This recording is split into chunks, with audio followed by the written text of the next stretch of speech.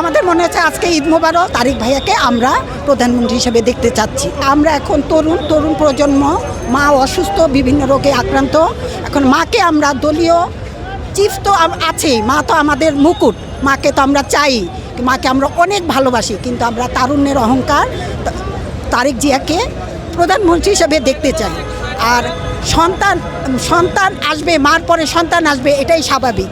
মা বাবা সবার কাছে সে গণতন্ত্র শিখেছে। আমার ধারণা মা এখন অসুস্থ, মা তো তার কাণ্ডার হিসেবে তার সাথে আছেই, কিন্তু ভাইয়াকে, তারেক ভাইয়াকে আমরা প্রধানমন্ত্রী হিসেবে দেখতে চাচ্ছি। আজকে কতটা আনন্দিত এবং কিসের জন্য আসলে এখানে আছেন? আসলে আমরা আমাদের মনে হচ্ছে আজকে ঈদ মোবারক, আমাদের ঈদ, কারণ আমাদের মা ফিরে আসতেন, সুস্থ হয়ে দেশে ফিরে আসতেছেন। সে নিয়ে আপসীর নেত্রী, অনেকে বলেছে তিনি আসবেন না, কিন্তু আমাদের ধারণা ছিল, আল্লাহর উপর বিশ্বাস ছিল তিনি দেশে ফিরে আসবেন এবং সুস্থ হয়ে ফিরে আসবেন। আজকের এই দিনে শেখ হাসিনাকে নিয়ে কিছু বলার আছে কিনা? না, আসলে তার সম্বন্ধে আমরা কোনো কথা বলতে, সে তো চলেই গিয়েছে, তার সম্বন্ধে আমরা কোনো মন্তব্য করতে চাচ্ছি না।